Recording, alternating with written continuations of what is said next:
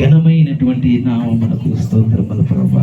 ఏ యోగ్యత ఏ భాగ్యము లేని మానవ జీవితాలైనటువంటి మమ్మలను ప్రేమించి నీ అపారమైనటువంటి కృపలకు పాత్రులుగా చేస్తూ మమ్మల్ని సజీవులుగా ఉంచుతూ రాత్రికాల సమయం అంతా నిజమే ప్రభువా, నీ మేళ్లకు అలవాటైపోయాం మేము.